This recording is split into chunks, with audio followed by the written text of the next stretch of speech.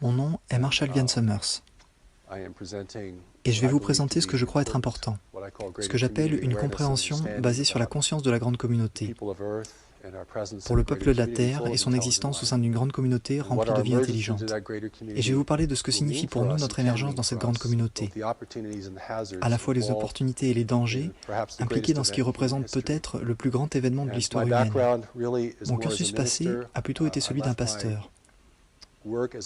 J'ai quitté mon travail d'éducateur spécialisé pour les aveugles il y a maintenant presque 40 ans. J'ai commencé à enseigner la guidance intérieure. J'ai eu une révélation personnelle en 1982 qui m'a confronté avec la voix qui m'avait conseillé à la fois dans mon travail de guidance intérieure et en tant qu'éducateur spécialisé. Et cela a eu un impact énorme qui a changé le cours de ma vie. Et depuis lors, je continue à recevoir un vaste corps d'enseignements et de perspectives commentées, appelé le Nouveau Message. C'est un nouveau message pour l'humanité. Et c'est en grande partie lié avec notre rencontre avec cette grande communauté de vie intelligente. Parce que cela est fortement connecté à la raison pour laquelle nous sommes tous ici, dans le monde, à cette époque. Mais en tant qu'habitants de la Terre, nous n'avons pas encore la sagesse, la perspective, ni la perspicacité suffisante pour être en mesure de comprendre cette grande communauté de manière suffisante, pour que nous, les peuples indigènes du monde, ne commettions pas le genre d'erreurs critiques qu'ont commis les peuples autochtones par le passé, lors de leur premier contact avec des explorateurs étrangers. Quelle est la voix avec laquelle tu es en contact? Est-ce que c'est quelque chose de permanent? Je considère la voix principale, comme étant une voix angélique. Et c'est cette voix angélique qui a commencé à me parler dans mon travail avec les enfants aveugles. Parce que toute personne travaillant avec des handicapés doit être en mesure de développer des sortes d'aptitudes intuitives.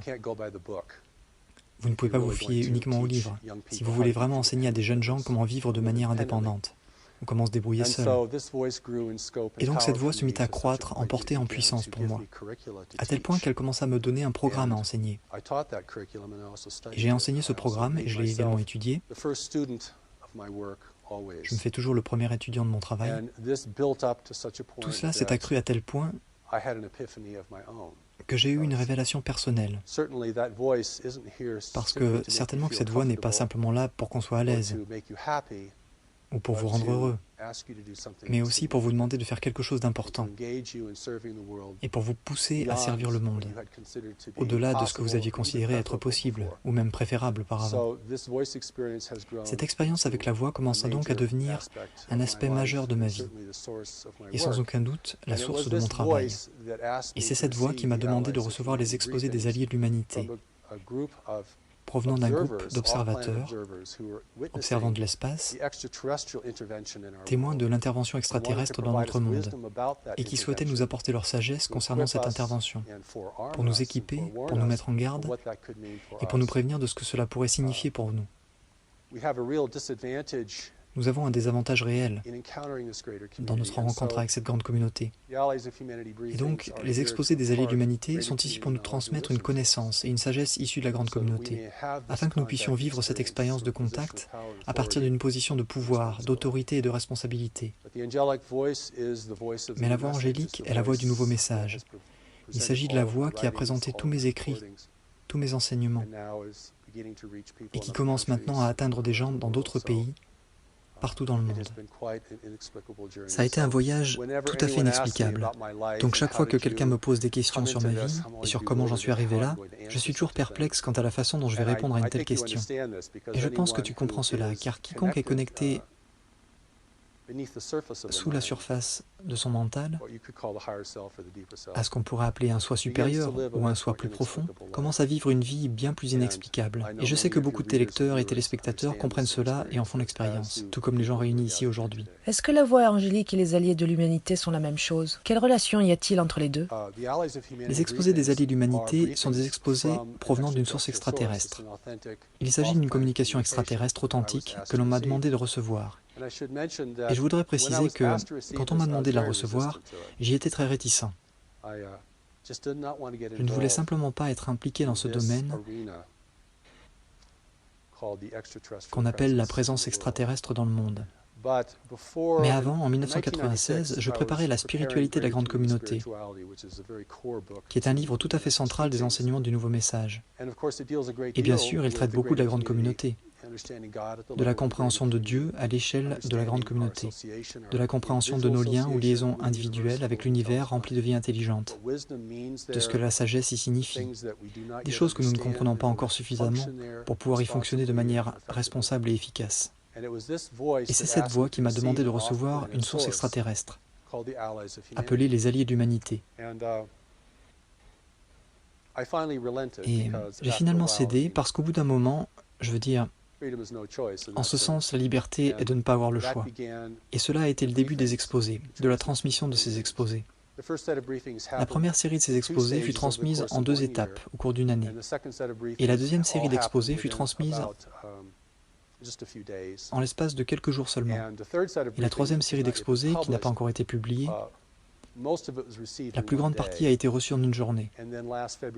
Et puis en février dernier, j'ai reçu le dernier chapitre. Et il y a une histoire derrière les alliés qui est plutôt intéressante, parce qu'ils opèrent vraiment ici comme des espions, à notre service, car ils représentent des nations libres dans notre région de l'espace. Et la liberté est rare dans l'univers, et en particulier dans notre région de l'espace. Et nous savons par notre propre expérience dans ce monde que les nations libres ne cohabitent pas très bien avec les nations qui ne le sont pas, et qu'il y a toujours là des dissonances et des difficultés. Et donc, le monde est vraiment en train de subir une intervention menée par des races qui sont ici pour tirer avantage de ce monde et de notre position dans ce monde. Et les exposés des Alliés de l'Humanité nous alertent à ce sujet. Ils nous préviennent qu'il s'agit d'un contact prématuré, que l'humanité n'est pas prête pour le contact. Nous n'avons pas de cohésion sociale. Nous ne possédons pas cette sagesse dans le monde. Nous ne sommes pas préparés pour ce type d'engagement. Avec des races qui peuvent être beaucoup plus intelligentes et efficaces que nous ne le sommes, et qui peuvent exercer un contrôle beaucoup plus grand sur l'environnement mental, une réalité que nous commençons à peine à comprendre.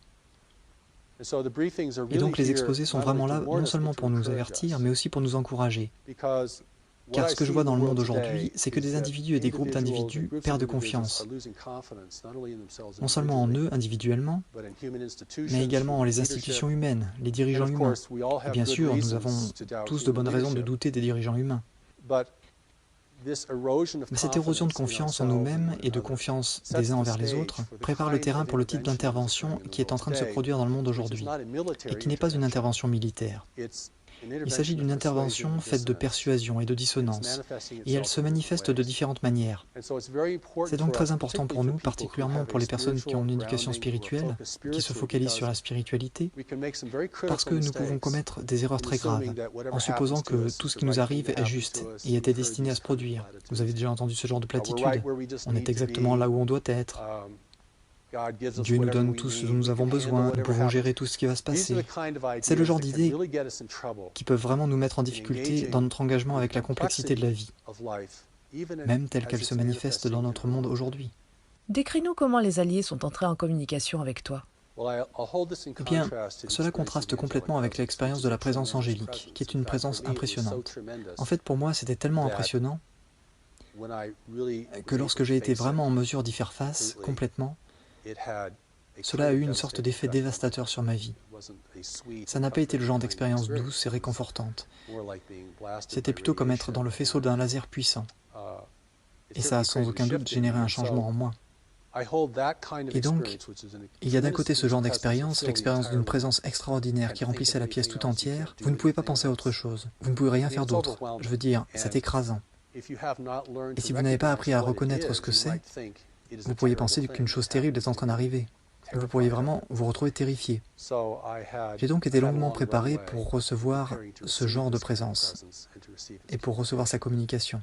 Mais les Alliés, je ne les ai pas rencontrés personnellement. Ils n'ont jamais visité la planète, ils n'ont jamais été sur la planète.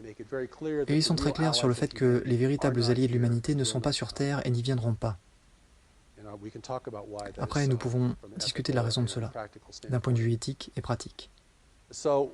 Donc mon expérience des Alliés était comme entendre une voix sur un appel de très longue distance.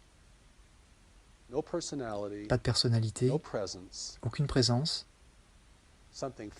quelque chose de très très lointain. parce qu'ils étaient très loin. Je veux dire, même positionnés dans notre système solaire discrètement comme ils l'étaient au début, ils étaient quand même très loin. Et donc il s'agissait d'une connexion divine, libre de toute interférence mécanique, de toute interception. C'est quelque chose que nous ne savons pas comment créer. Je ne sais pas si quelqu'un sait comment créer cela.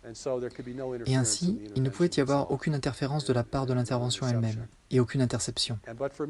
Mais pour moi, ce fut une expérience plutôt vague par rapport à l'expérience de la présence.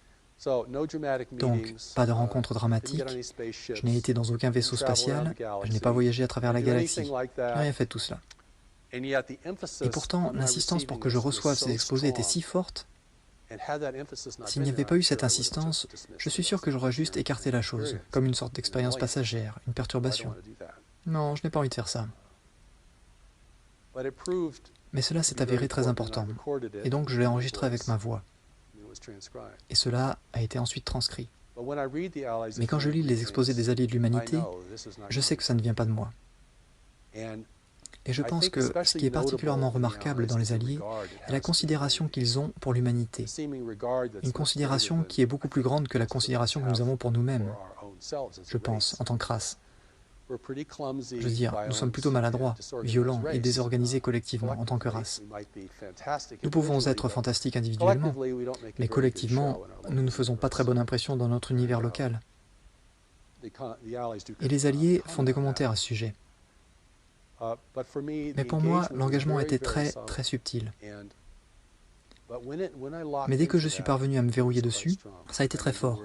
Je veux dire, les mots affluaient, les sentiments affluaient, comme une communication au-delà des mots, qui avait un pouvoir et une efficacité réelle. Cela m'a vraiment touché, et ça a touché les premières personnes qui ont écouté ces exposés. Mais c'était seulement ma voix. Tandis que, lorsque vous écoutez la présence angélique parler à travers moi, vous entendez une voix totalement différente. Je veux dire, c'est un peu comme ma voix, car mon corps est utilisé comme support. Mais ce n'est clairement pas moi. En fait, nous avons écouté l'un de ces enregistrements ce matin, lors de notre conférence, ce que nous appelons l'encampment. J'ai écouté cette voix et j'ai pensé, j'aimerais pouvoir parler comme ça. C'est vrai, je le pense vraiment. J'ai essayé et non, je n'y arrive pas. On a une présentation de 40 minutes, les mots sont parfaits, chaque phrase est puissante, les inflexions sont parfaites. Personne n'arrive à savoir d'où provient l'accent. Et je ne sais pas, et je ne le sais pas moi-même. Vous savez, tout ce que je peux dire, c'est que je m'abandonne à cette expérience pour la communiquer à d'autres et voir si elle est utile pour eux. Comment as-tu reçu la voix des alliés de l'humanité? Je l'entendais comme une voix, et ensuite cette voix se verrouille sur la mienne, et ensuite je peux la parler et l'enregistrer. C'est beaucoup trop rapide pour que je puisse l'écrire. Je n'ai jamais été capable d'écrire ces choses à la vitesse à laquelle elles sont données. Avant que je ne reçoive la première série d'exposés, j'ai été maintenu éveillé pratiquement un week-end entier, parce que je ne voulais pas vraiment l'accepter. Mais cette petite voix disait « Peux-tu nous recevoir, s'il te plaît? Reçois-nous, reçois-nous. » Et c'était comme une oreille qui siffle. C'était vraiment continuel. C'était comme un message qui se répète constamment. Mais dès que je me suis verrouillé sur cette voix, j'ai été capable de la parler. Et ma préparation inexplicable m'a rendu capable de faire cela. Explique-nous la différence entre recevoir l'Assemblée angélique et recevoir les alliés de l'humanité. Complètement différent. Le contraste ne pourrait être plus grand. Aucune présence. Aucun sentiment d'avoir quelqu'un à proximité. Vous entendez quelque chose de très très lointain. C'est comme si ça passait à travers un tube. Comme quelqu'un qui parlera à travers un long tube. Et c'est l'un des moyens grâce auxquels j'ai su qu'il s'agissait de quelque chose de très différent. Et c'est pourquoi au début, j'étais réticent, parce que je ne voulais simplement pas avoir affaire à des voix que je ne connaissais pas, et en particulier si elles prétendaient être issues de la réalité physique et d'origine extraterrestre, ce genre de choses. Et ce qu'ils révèlent est, je pense, tout à fait remarquable, très clair, et très choquant.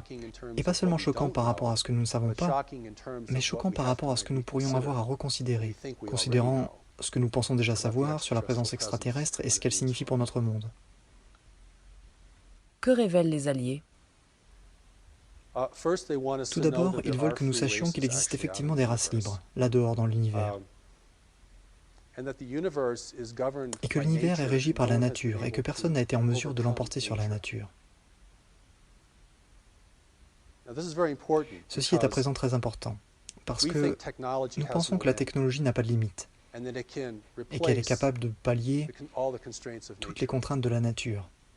Et les alliés sont très clairs sur le fait que plus une race est avancée technologiquement, plus ses besoins en ressources seront grands, plus elle sera amenée à s'engager dans des sphères d'échange complexes, plus elle devra s'uniformiser et devenir non démocratique, et plus elle se rendra en réalité vulnérable.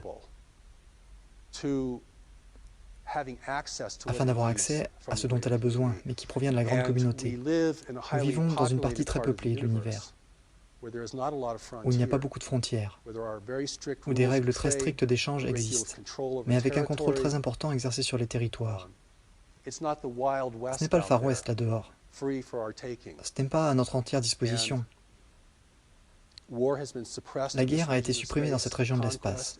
La conquête a été supprimée. Donc si vous cherchez à gagner de l'influence sur un autre monde, vous devez y parvenir par d'autres méthodes. Et ces autres méthodes ont été cultivées à un très haut degré. Nous parlons ici de persuasion et de tromperie. Vous me suivez?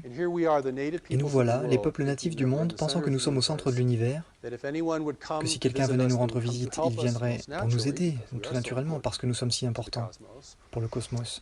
Pas vrai?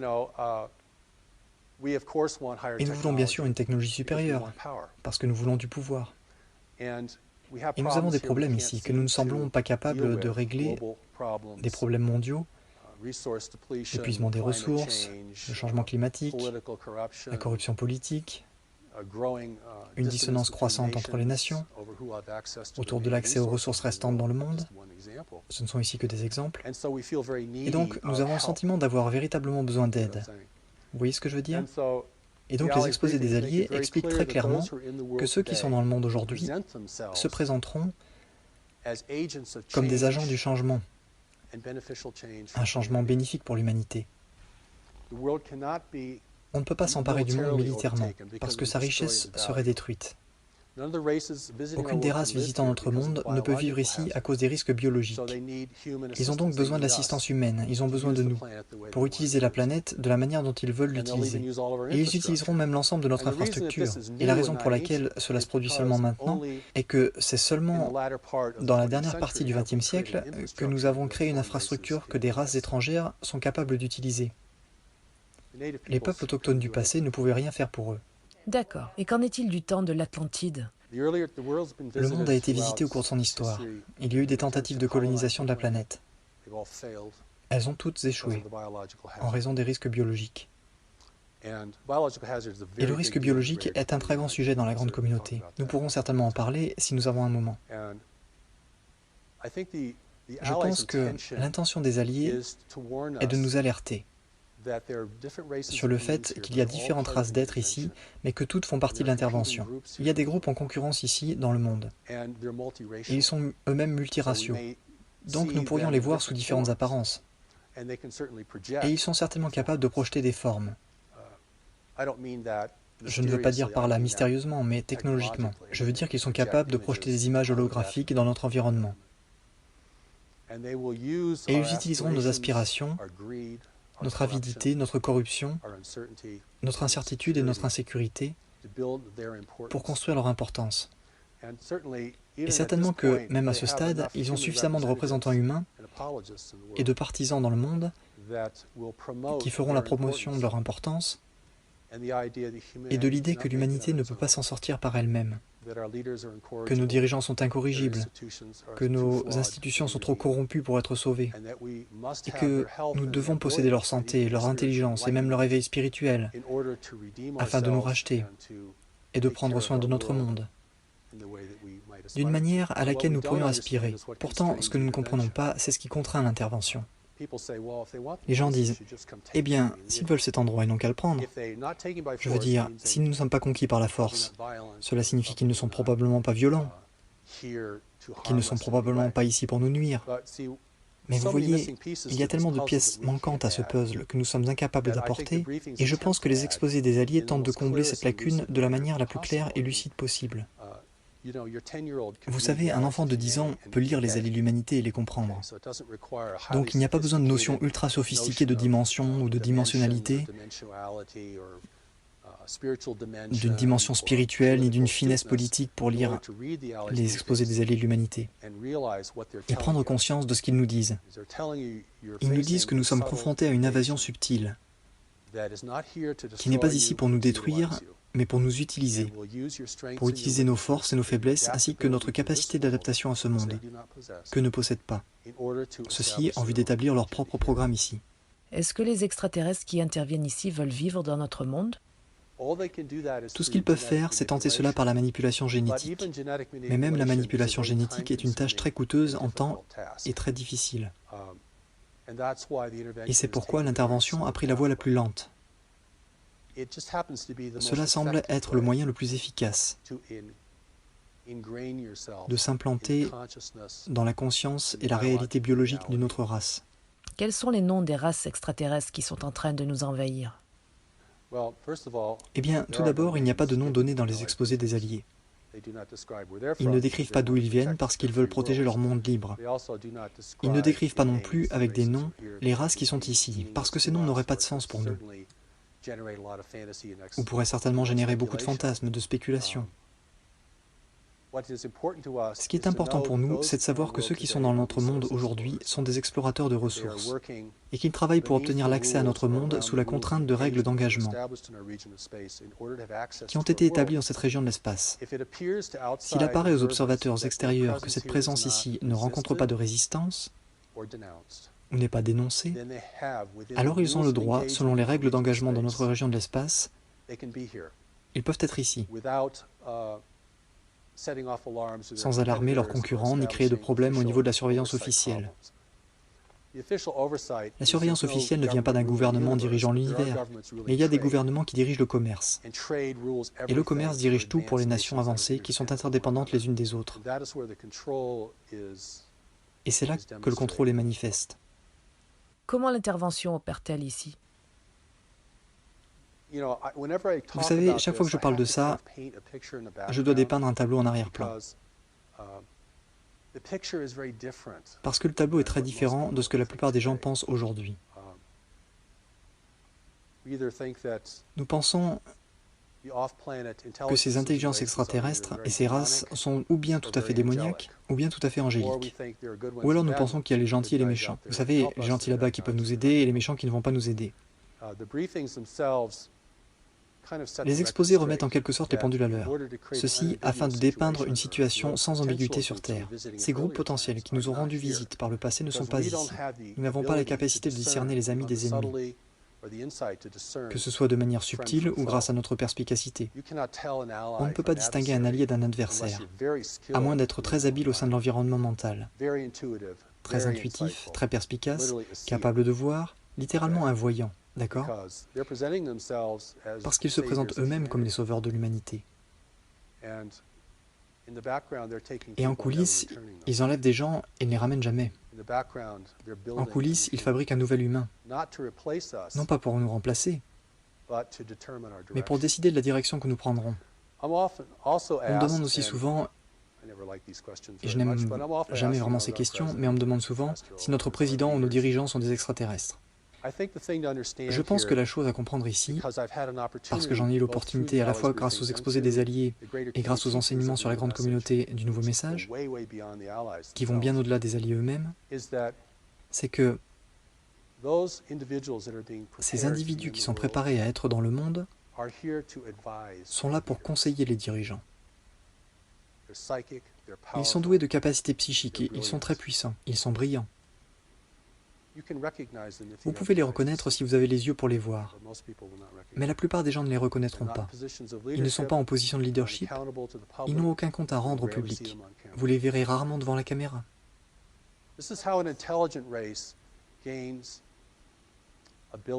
Voilà comment une race intelligente acquiert la capacité, l'influence et le contrôle, sans que les gens ne s'en rendent compte. Que savons-nous des règles d'engagement dans notre région de l'espace? Les grandes nations, si elles sont impliquées dans des réseaux de commerce, ont une grande influence les unes sur les autres. Et c'est un environnement très compétitif.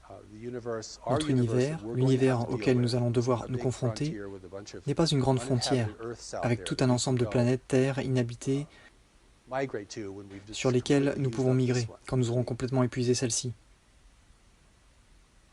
Et cette réalité est une réalité très compétitive. Et donc l'aptitude dans l'environnement mental, la capacité à persuader, la compétence des voyants, les aptitudes pour des choses que nous pourrions considérer comme très spirituelles et qui ont été utilisées ou sont utilisées d'une manière très matérielle, et même de manière invasive, tout cela est très largement employé. Je veux dire, une fois que les règles sont établies, tout le monde trouve un moyen de les contourner, de les transgresser ou d'opérer efficacement au sein du cadre qu'elles définissent. Et bien sûr, nous sommes comme le jeune enfant qui entre dans la grande ville et qui ne sait rien de la réalité sociale, ni de la réalité politique de cette métropole. Et c'est notre naïveté et notre innocence qui nous rendent probablement attachants. Je pense qu'on peut sentir ce sentiment d'affection quand on lit les exposés des Alliés. Ils pensent que nous sommes en fait très doux. Mais ils indiquent également que, vous savez, qu'il y a certaines choses que nous ne savons pas et qui pourraient nous détruire. Et le fait que nous n'ayons pas la moindre idée de ce qu'est la réalité au-delà de notre système solaire représente un désavantage considérable. Donc ces forces dans le monde aujourd'hui ne sont pas en train d'opérer de manière militaire. Elles s'implantent plutôt dans la hiérarchie de la religion, du gouvernement, et probablement davantage encore, ou de manière plus spécifique, dans le commerce. Et c'est là que ça devient complexe, parce que différentes nations ont été contactées par différents groupes. Et bien entendu, je vais dire certaines choses qui pourraient jeter un peu de lumière sur tout ça. Une première chose, c'est que si vous voulez obtenir l'ascendant sur un monde et faire en sorte que votre présence inspire la plus grande confiance, alors vous devez affaiblir les nations les plus fortes. Et l'un des moyens pour affaiblir les nations les plus fortes consiste à les pousser à s'engager dans des conflits insolubles, puis de commencer à éroder la confiance des populations en ces nations. C'est vraiment une question de persuasion et d'acceptation. Vous me suivez? J'insiste sur le thème de la guerre parce que toute notre approche de l'espace est liée à la guerre. Star Trek, Star Wars, la guerre des mondes, c'est de là que nous venons en tant que peuple. Nous pensons que l'univers est juste un autre champ de bataille entre des empires et des combattants de la liberté. Ce genre de choses. Ce qui est en fait une complète projection de ce qu'est notre réalité ici sur Terre. Mais la vérité, c'est que nous sommes confrontés à un univers non humain. Et simplement cela est en soi suffisant pour donner des frissons aux gens. Nous faisons face à un univers qui n'accorde pas de valeur aux valeurs humaines. Mais nous faisons également face à un univers où toute créature a besoin de ressources pour vivre et doit faire face à la concurrence, doit faire face aux problématiques d'approvisionnement, doit coexister avec les autres. Donc notre émergence dans la grande communauté est une émergence au sein d'un environnement bien plus sophistiqué et bien plus complexe. Et nous allons devoir émerger dans cette grande communauté, parce que nous ne pouvons pas stopper cela. C'est en train de se produire, non pas parce que nous allons dans l'espace et découvrons ce qui s'y trouve, mais parce que ce qui s'y trouve est en train de venir ici. Pas tout le monde, mais certains groupes. Les exposés indiquent également qu'il y a très peu de monde dans l'univers qui connaissent l'existence d'une autre. Parce que ceux qui le connaissent le gardent secret. Ça fait moins de concurrents. Dans les exposés des Alliés, ainsi que dans les enseignements de la grande communauté issus du Nouveau Message, il est dit que nous empruntons un chemin d'autodestruction tout à fait normal, comme le font la plupart des races qui se développent sur le plan technologique et qui commencent à épuiser les ressources de leur planète, et qui se retrouvent généralement engagés dans la grande communauté, non pas en raison de leurs explorations, mais parce que la grande communauté, elle, arrive, offrant des cadeaux avec ses plans secrets. Et c'est là qu'intervient la notion d'incitation. L'incitation, ce n'est pas simplement d'accepter d'être un peuple conquis, car nous résisterions. Et si nous résistions, les visiteurs ne pourraient pas fonctionner ici. Et cela ferait perdre sa valeur à ce monde. Mais si nous pouvons être soumis, et s'ils peuvent manipuler par la persuasion nos désirs et nos ambitions, alors c'est la meilleure arme qui soit. Faire en sorte que l'ennemi dépose les armes et vous rejoigne selon les termes d'engagement que vous présentez. La grande communauté, une partie intégrante de notre destinée individuelle et collective. Aujourd'hui, même dans ce monde, même sans présence extraterrestre ici, nous commençons à en apprendre davantage sur le pouvoir de l'influence. Dans la plupart des endroits dans le monde, la diplomatie ne se fait plus tant le pistolet à la ceinture. Tout se joue en termes de dépendance. Une nation devient dépendante de ce qu'on lui achète ou de ce qu'on lui fournit. Puis, sans changer son drapeau ou sa langue, une force extérieure commence à déterminer le cours de sa destinée. On n'a pas vraiment envie d'occuper le pays, parce que c'est beaucoup trop cher et trop difficile. On ne veut pas qu'il nous résiste, parce que c'est beaucoup trop difficile. Et en fait, tout cela commence à nous dépeindre la manière dont les nations s'influencent mutuellement au sein d'une grande communauté, où le niveau de sophistication est bien supérieur, et où les capacités psychiques sont bien supérieures. Donc, mon intention est d'amener cela dans le contexte d'une arène de vie plus vaste. Et j'espère également que nous aurons le temps de parler de la connexion que cela a avec le cœur de notre spiritualité. Parce que nous sommes aujourd'hui dans le monde dans un but, chacun de nous. Nous sommes là pour être à une époque de transition et de danger dans le monde. Vous savez, il y a certainement beaucoup de gens qui se sentent de toute façon connectés à la grande communauté, pour des raisons qu'ils ne peuvent probablement pas très bien expliquer. Et cela fera certainement partie de notre destinée collective et individuelle. Voyez-vous, le fait que ces sujets soient encore pour l'instant un tabou dans le discours de la société ne diminue en rien le fait qu'ils soient fondamentaux pour notre avenir et pour déterminer le genre de monde que nous aurons. Mais ce sont des eaux très boueuses, et la vérité elle-même a été tellement souillée. J'ai fait une présentation à Denver il y a près de 10 ans dans un groupe là-bas. Et après cela, un jeune homme s'est avancé et m'a dit « Vous savez, il n'y a rien eu de net concernant la présence extraterrestre depuis 25 ans. » Et donc, voyez-vous, nous devons examiner maintenant ce qu'est notre relation avec cette grande communauté. Notre relation avec cette intervention. Je veux dire que ce n'est pas l'univers tout entier qui est en train d'intervenir ici. Nous faisons simplement partie d'un environnement plus vaste. Et nous avons atteint l'âge de la majorité. Nous avons atteint la puberté du point de vue technologique. Vous me suivez? Nous témoignons à présent d'un intérêt pour de plus grandes choses. Et nous détruisons aussi la planète, la richesse de la planète. Une richesse à laquelle d'autres accorderaient de la valeur, sa richesse biologique. Quand je dis ressources, je ne parle pas des veines de charbon. Je ne parle pas de ces genres de choses que nous jugeons très importantes. Je parle d'éléments biologiques dans un univers de monde stérile. Je parle de sang, je parle de plasma, je parle de cellulose, je parle des éléments constitutifs de la vie. Ces choses sont précieuses. L'un des exposés des alliés les plus récents déclare « Vous n'avez aucune idée de l'importance d'un arbre. » Donc il est vraiment important pour nous de commencer à avoir une perspective ancrée davantage dans la grande communauté, si possible, plutôt que de simplement projeter toutes nos valeurs sur l'espace qui nous entoure, ce qui ne nous renseignera jamais vraiment sur ce à quoi nous faisons face. Et c'est pourquoi je pense que les exposés des Alliés, les enseignements sur la grande communauté du nouveau message, nous donnent une opportunité de sortir de cette situation et de voir l'univers d'une façon plus prosaïque, pas d'une manière multidimensionnelle, pas d'une manière qui soit extrêmement subtile, mais d'une manière qui soit tangible.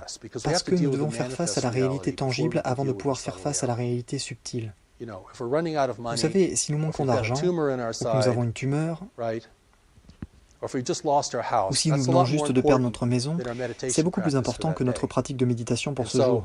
C'est la réalité manifeste à laquelle nous devons commencer à nous atteler. Je ne pense pas que ce soit complexe ou mystique, car il y a souvent là une confusion des niveaux. La confusion des niveaux est un vrai problème ici, parce qu'il existe différents niveaux, et différents niveaux nous présentent différents types de choses. Mais si nous ratons le niveau fondamental, à savoir que nous sommes les peuples indigènes de ce monde, rencontrant des explorateurs de ressources dont nous ne savons rien, dont les intentions n'ont jamais été révélées, dont les activités sont clandestines, dont l'impact sur les gens est généralement destructeur et manipulateur, alors nous devons y faire face à ce niveau avant tout, si nous voulons être une race libre dans l'avenir. Si nous ne sommes pas capables d'y faire face à ce niveau, si nous nous perdons dans la dimensionnalité de ce phénomène dans son ensemble, qui est vaste, nous allons vendre le monde, ou le céder. Nous allons le faire. On ne nous le prendra pas. C'est la différence. Vous voyez, c'est là que la responsabilité humaine, c'est-à-dire la capacité à réagir, devient critique. Quelle est l'importance de la spiritualité?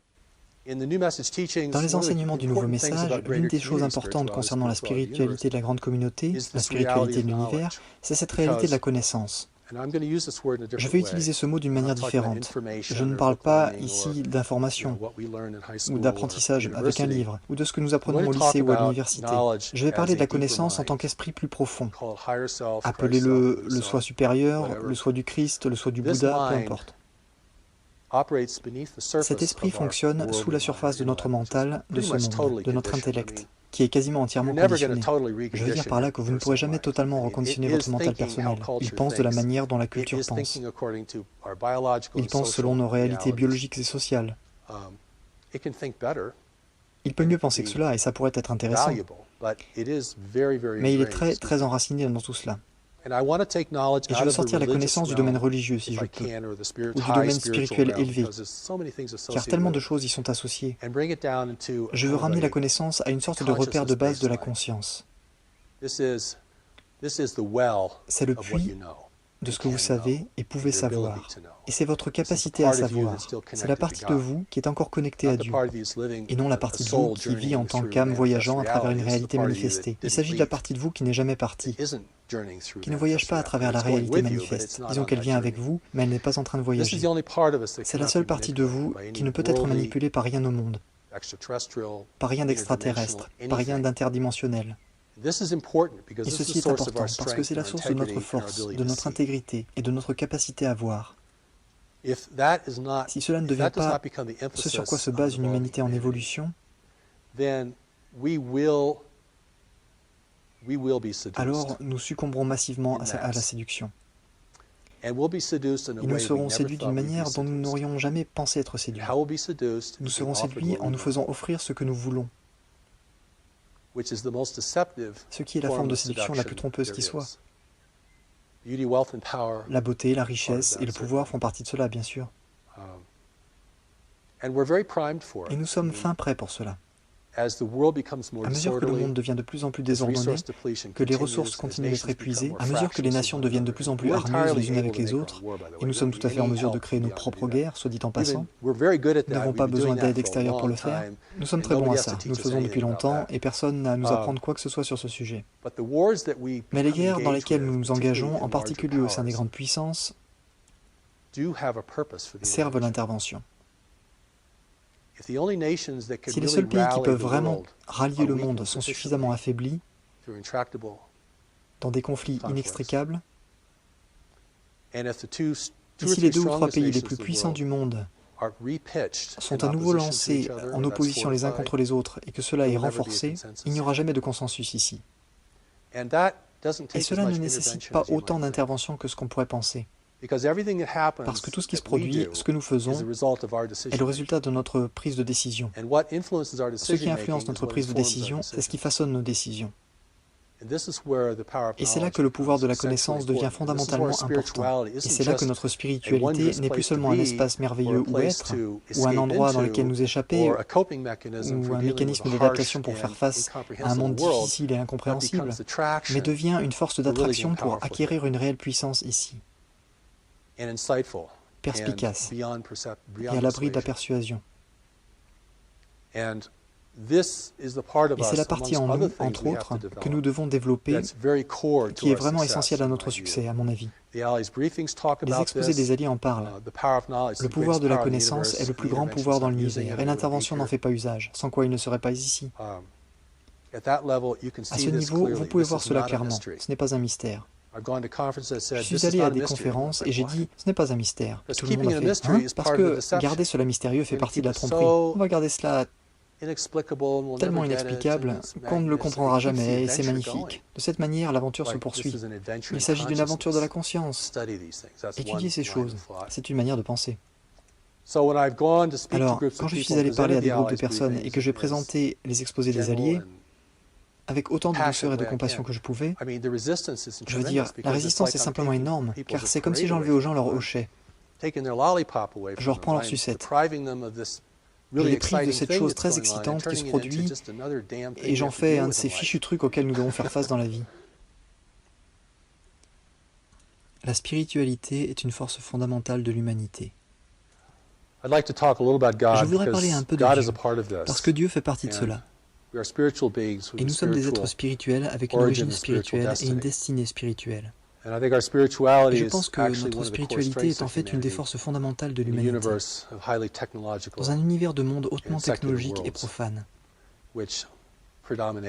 qui prédomine dans notre région de l'espace. Nous n'avons pas besoin de chercher d'autres races pour nous éclairer spirituellement. Nous sommes équipés pour le faire nous-mêmes. Et nous avons en fait plutôt bien réussi à garder le mystère vivant ici, alors qu'il a disparu dans de très nombreux autres endroits.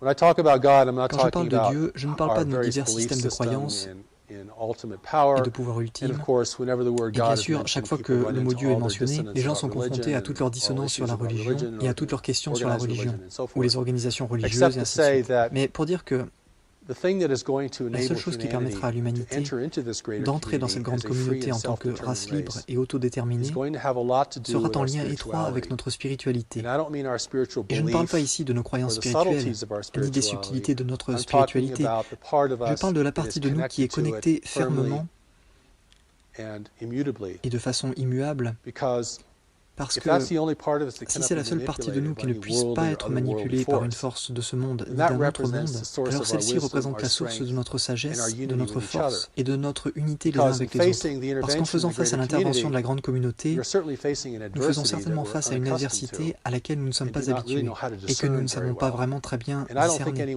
Et je pense que personne au sein des gouvernements ne sait comment la discerner non plus. Je ne pense pas qu'il y ait de groupes secrets ayant toutes les cartes en main. Ils sont également influencés.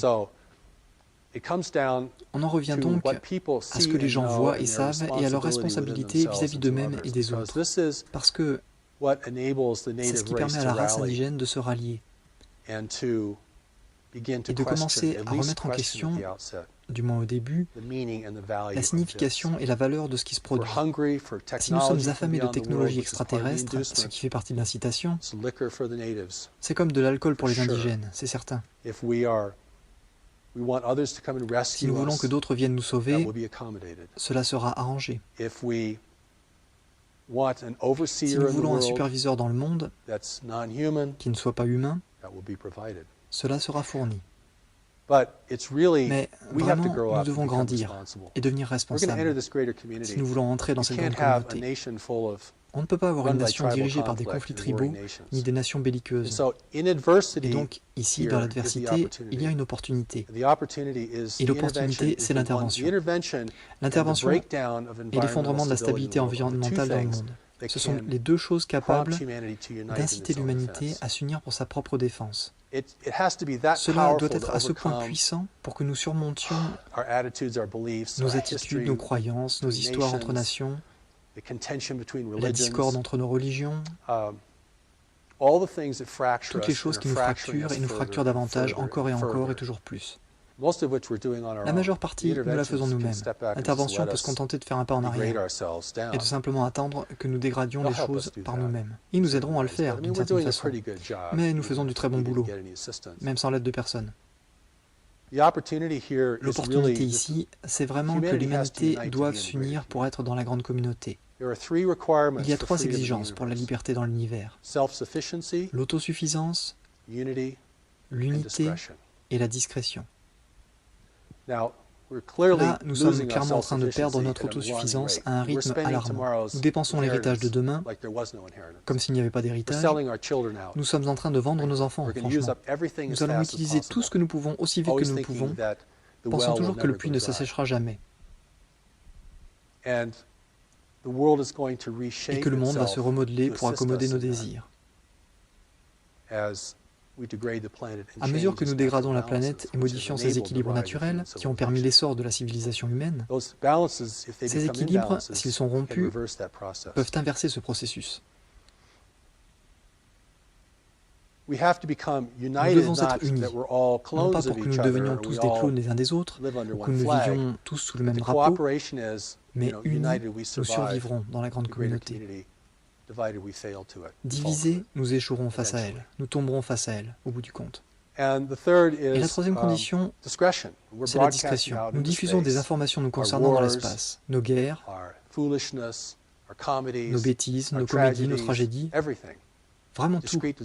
L'observateur discret ne pourra peut-être jamais comprendre notre nature, mais il peut certainement comprendre nos tendances et notre comportement. cela devra cesser. Les nations libres ne diffusent pas d'informations, sauf entre elles, de manière codée et très sécurisée.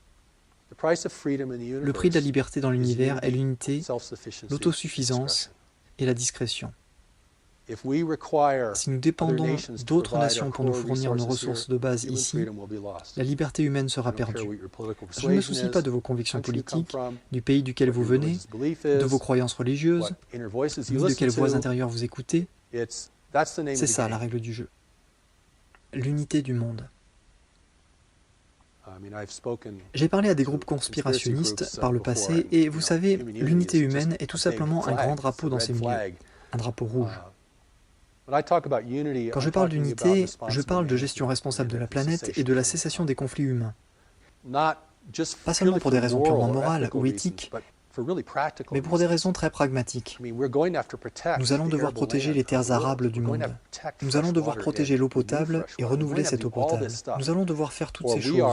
Ou alors, nous n'aurons pas d'avenir. Du moins certainement pas un avenir souhaitable. Et c'est en partie la raison pour laquelle l'intervention est ici. L'autre partie de la raison pour laquelle l'intervention est ici, c'est que nous sommes sur le point de devenir technologiquement assez puissants pour la détecter de manière efficace. Et pour communiquer dans l'espace, que nous voulons que personne ne se mêle de nos affaires.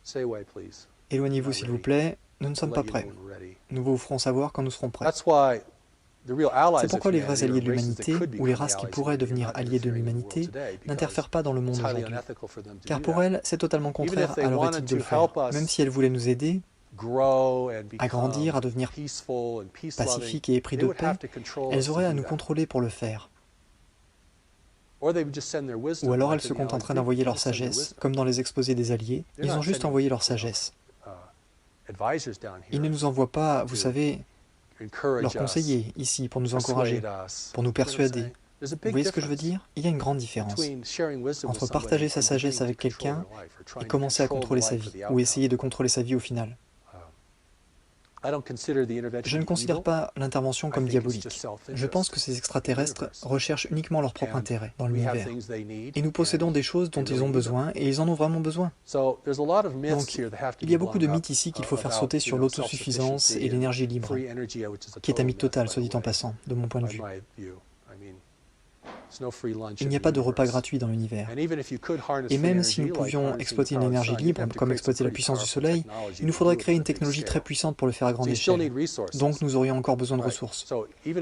Oui, donc même si l'énergie est gratuite, pour la capter et l'utiliser, nous aurions encore besoin d'énormes infrastructures, de beaucoup de ressources, de ce genre de choses. Donc ce n'est pas vraiment gratuit. Vous voyez? Ce n'est pas vraiment gratuit. Mais je veux en revenir à Dieu. Parce que si les gens croient en Dieu, il est important qu'ils sachent qu'il y a une partie en eux qui ne peut pas être corrompue et qui n'a jamais été, et qu'il existe un moyen pour eux que cette partie en eux puisse leur parler et les conseiller. Et vous pouvez appeler cela votre mise à la terre, votre instinct, quels que soient les termes religieux ou communs que vous utilisez. Il y a une partie en nous qui doit nous conseiller. Pour ce qui est de l'intervention, on pourrait se demander, ne peut-on pas simplement la voir pour ce qu'elle est réellement? 50 ans de recherche sur les ovnis, et on ne peut pas voir le phénomène pour ce qu'il est? Pourquoi ça? 50 ans de recherche sur les ovnis et on ne peut pas voir ça? Oh, mais nous savons que nous sommes visités, bien sûr. Nous savions cela il y a 50 ans. Nous ne sommes pas allés beaucoup plus loin, vraiment. Nous avons beaucoup d'observations, nous avons des dessins et des signaux radars, quantité de spéculations et de nombreux genres de sciences, de pseudo-sciences et de toutes sortes. Mais est-ce que quelqu'un peut dire de quoi il s'agit? Tu as mentionné qu'il existe quelque chose en chacun de nous qui ne peut être corrompu. Est-ce que tu peux nous en dire plus à ce sujet? Étant donné la manière dont ma compréhension a évolué, et d'après ce qui m'a été présenté au cours de ces nombreuses années, je n'utilise généralement pas beaucoup le mot « âme ». Je décris plutôt cela comme une partie de nous qui est toujours connectée à Dieu, qui est très sage et observe toute chose avec beaucoup plus de discernement et de profondeur. Il y a une partie de nous qui est déconnectée de Dieu, et nous vivons dans cette partie la plupart du temps. Et c'est un peu le prix à payer pour être dans le monde. Parce que si vous aviez vraiment une parfaite connaissance de Dieu, vous ne voudriez vraiment pas être ici. C'est beaucoup trop dissonant. Ou alors il vous faudrait être là pour une mission importante. et vous généreriez et recueilleriez beaucoup de résistance. En ce sens, c'est suffisant.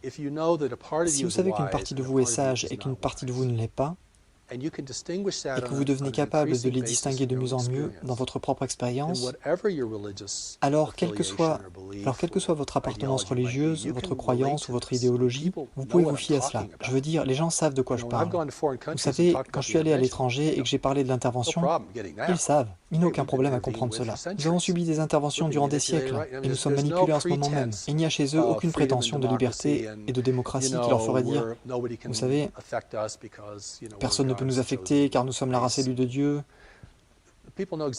Les gens savent exactement de quoi je parle. Cela provient seulement d'une source différente. Oh d'accord, je peux comprendre ça. Et c'est donc cette capacité de voir, de reconnaître et de savoir ce qui se passe qui va s'avérer cruciale. Et c'est sous le radar de la conversation intellectuelle. Et à mon avis, cela finit par être, en dernier lieu, la chose la plus importante. Parce que nous ne comprendrons jamais pleinement l'intervention ni comment elle fonctionne. On finira probablement par comprendre son impact sur nos gouvernements et la manière dont elle se comporte, et je pense que beaucoup est en train de se faire à ce niveau. Je pense que de notre côté de l'éventail, nous assemblons beaucoup de pièces, parce que c'est la partie de nous qui capitulera la première. Et je tiens à dire encore une autre chose à ce sujet, si nous avons le temps. L'un des arguments pro-intervention est que l'intervention menace nos intérêts économiques et que par conséquent, nos intérêts économiques veulent contrecarrer l'intervention. Mais c'est vraiment le contraire.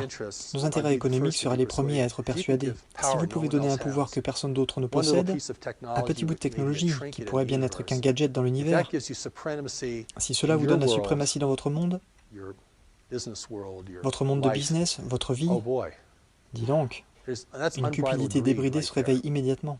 Est-ce que les gouvernements du monde ont conclu des accords avec les visiteurs ?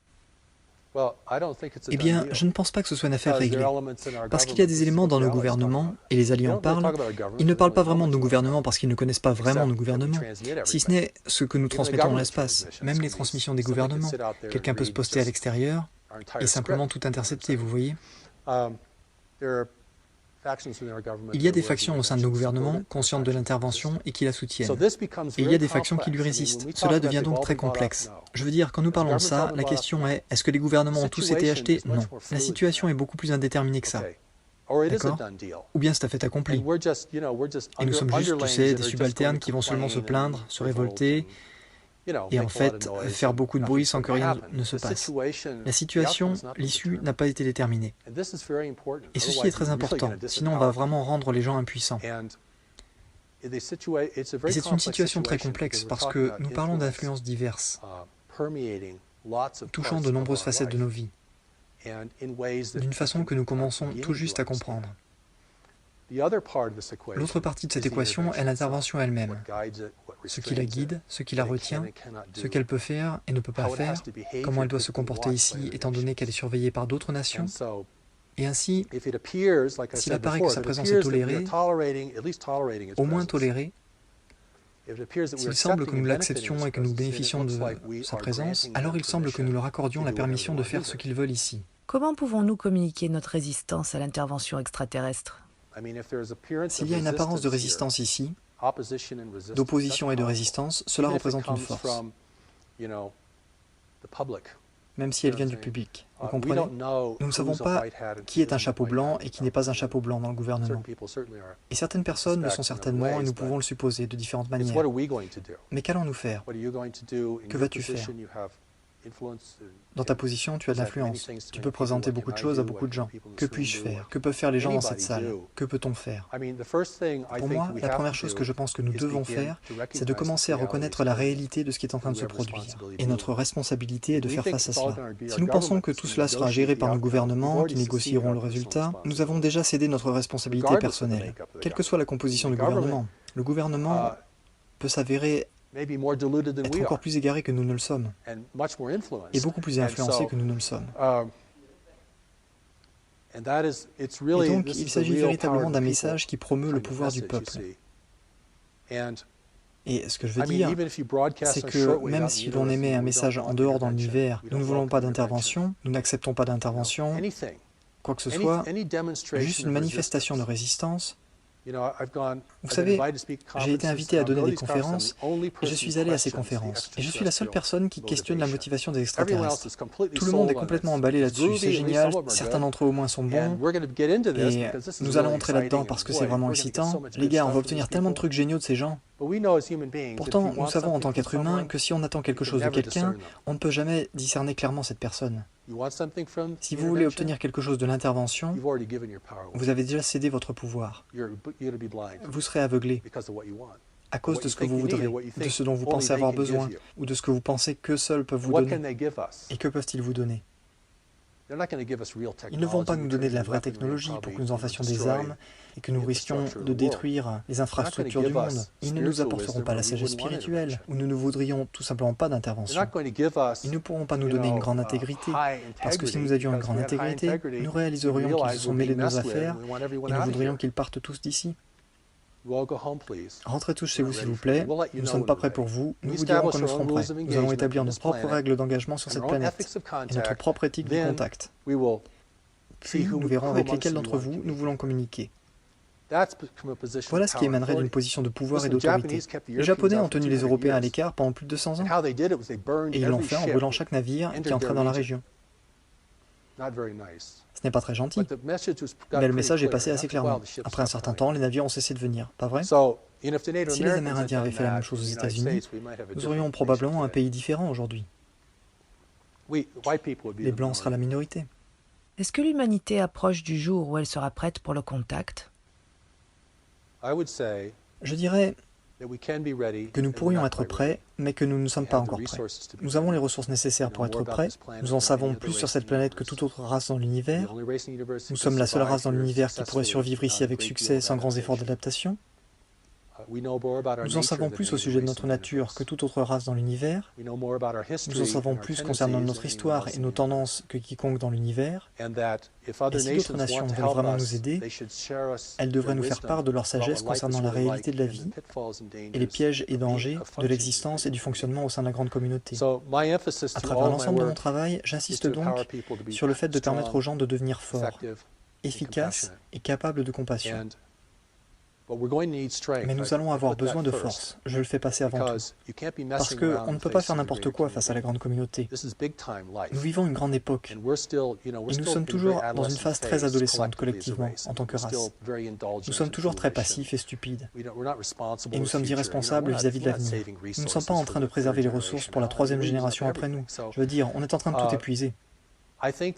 Alors je pense que le changement dans ce sens n'est pas seulement un changement de compréhension, mais un changement de cœur, pour prendre conscience que nous sommes les intendants de cette planète. Si nous voulons continuer à être les gardiens de cette planète, individuellement, nous allons devoir apprendre de nouvelles choses, et nous allons devoir devenir vraiment forts, honnêtes et efficaces dans nos vies. Cela concerne chaque individu désormais. Il ne s'agit pas de changer le gouvernement, je pense que c'est plutôt sans espoir, dans un premier temps. Nous n'allons pas les forcer à divulguer leurs informations, car si jamais ils le faisaient, ils ne le feraient probablement pas entièrement, ni complètement, quoi qu'il en soit. Mais nous avons besoin d'apprendre des choses sur la grande communauté elle-même. Nous devons apprendre quels sont nos points forts et nos responsabilités. Il nous faut certainement tous mettre de l'ordre dans nos affaires, personnellement, individuellement. D'une certaine manière, c'est un excellent point de départ. Mais l'humanité ne doit jamais abandonner. Et l'intervention est ici, soit pour nous persuader, soit pour nous décourager de lui résister. C'est le pouvoir de la persuasion. Et quand je regarde autour, je vois beaucoup de gens dans une spirale descendante. Ils perdent courage, ils perdent la foi, ils ne savent pas comment gérer leur vie. Ils deviennent vraiment découragés parce qu'ils voient dans le monde qui les entoure. Leur sentiment d'impuissance peut les submerger. On doit donc aider les gens à devenir forts si on veut les amener sur un champ de bataille, où se déterminera le contrôle de ce monde dans l'avenir. Et c'est une bataille à un autre niveau, d'accord? C'est comme une guerre à un autre niveau.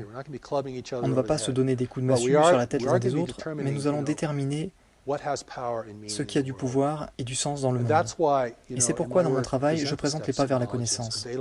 Ils sont disponibles en ligne. Vous pouvez aller lire les Alliés de l'Humanité sur www.alliesofhumanity.org ou aller sur newmessage.org et étudier les pas vers la connaissance. Nous avons des choses extraordinaires disponibles, afin d'atteindre les gens, pas seulement dans les pays occidentaux, mais partout dans le monde.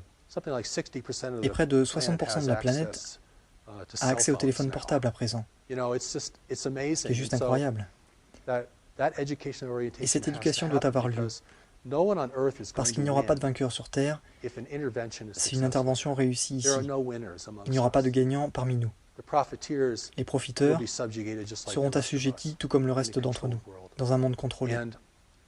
Et riches ou pauvres, quelle que soit notre race ou notre nationalité, nous sommes dans le même bateau. C'est notre monde. Nous allons véritablement devoir regagner le droit de revendiquer que c'est notre monde. Nous devrons le nettoyer à fond. Nous devons créer des réseaux de coopération, ne serait-ce que pour faire cela. Donc je parle de quelque chose de très vaste, de très complexe. Mais la motivation doit être là. Et la motivation n'est pas seulement pour des choses merveilleuses. La motivation, c'est aussi la peur de l'échec. Parce que nous pouvons échouer. Et il n'y a rien de mal à être conscient de cela. Nous n'avons pas besoin d'être terrifiés par le monde pour être conscients de cela. C'est tout simplement la réalité. Nous savons que nous pouvons échouer. Et si nous comprenons cela correctement, sans nous dénigrer, alors nous saurons que nous avons le pouvoir de saisir ces opportunités. Et il n'y a certainement pas de plus grande opportunité que celle-là. Où peut-on trouver les exposés des Alliés et les ressources pour la préparation et l'éducation ? Les exposés des Alliés de l'Humanité sont sur alliesofhumanity.org. Nous sommes une organisation à but non lucratif. Et la première série des exposés des Alliés est accessible à la lecture pour tout le monde. Elle est également disponible en e-book maintenant. Et le second rapport des Alliés est en version imprimée. La troisième série d'exposés des Alliés, nous espérons la publier dès l'année prochaine. L'une des œuvres majeures sur la grande communauté, pour nous, s'intitule La vie dans l'univers, que nous apprêtons à publier l'année prochaine grâce à la New Knowledge Library. Nous ferons des annonces. Notre site principal est newmessage.org et vous pouvez y voir une grande partie des enseignements du nouveau message disponibles en ligne, également en audio. Les gens peuvent y entendre la voix originale de la révélation. C'est la voix qui m'a parlé et qui a été enregistrée et vous pouvez l'entendre. Nous avons mis énormément de choses à la disposition des gens, ainsi que des éléments pour l'étude et la mise en pratique. L'éducation de la grande communauté, toutes ces choses auxquelles nous souhaitons vraiment que les gens puissent accéder. Et nous nous réjouissons de votre participation. Il y a aussi la déclaration de souveraineté humaine, qui est un document calqué sur la déclaration d'indépendance. C'est une déclaration indiquant à l'univers notre volonté en tant qu'habitants de la Terre, nos droits. Nous établissons nos droits. Nous établissons le fait que nous subissons une ingérence et que nous ne considérons pas cela comme approprié. Et le type d'engagement que nous aimerions mettre en place avec d'autres nations qui s'intéressent à nous. C'est un document très puissant, je pense. Il y a déjà des esprits qui se penchent là-dessus. Nous pourrions penser que nous sommes seuls et que nous avons un petit groupe, ou peut-être que nous sommes seuls en tant qu'individus, et on s'efforce de rassembler tout cela, mais il y a une lame de fond autour de cela. Et il y a une prise de conscience de la grande communauté qui grandit. Et la sensibilisation doit vraiment être faite avec sagesse et efficacité. Et c'est pourquoi j'invite les gens à explorer ces informations. Qu'avons-nous besoin de savoir sur les changements planétaires ? Eh bien, je vais d'abord répondre à ce qui est prosaïque, avec les choses que nous pouvons tous saisir. Le fait que la nourriture, l'eau et l'énergie sont des ressources qui déclinent dans le monde et continueront de décliner de plus en plus. Et ces choses qui semblent être les plus ordinaires peuvent au final s'avérer les plus problématiques pour nous. L'activité sismique est certainement en augmentation, l'activité volcanique semble être en hausse, d'après ce que je comprends. Mais je pense que les choses qui vont créer des tensions entre les nations au sein des communautés et dans nos vies personnelles seront vraiment celles qui sont fondamentales. Et le fait que, quand vous regardez ces belles montagnes ici, je ne sais pas si votre caméra peut filmer ça, vous voyez une forêt mourante. C'est une forêt en voie de disparition, qui commence à mourir. C'est parce que le climat de la planète a changé d'1 seul degré Fahrenheit. C'est suffisant pour libérer des forces que je ne suis pas sûr qu'on soit capable d'imaginer. Peut-être que les gens n'ont pas pu prévoir que dans l'ouest des États-Unis seulement, nous avons perdu 80 milliards d'hectares d'arbres seulement à cause d'une très légère variation dans notre climat. Il y a ça et la disponibilité de l'eau potable, et l'aridité croissante dans le monde, en particulier dans les régions très peuplées, telles que l'Afrique dans le Sahel, et le Moyen-Orient. L'Asie du Sud a également un problème en eau très grave. Ce sont les changements terrestres qui sont vraiment très graves. C'est en fait une alarme à incendie. À l'arrière-plan, d'autres choses augmentent, comme l'activité volcanique ou sismique, qui auront également un impact.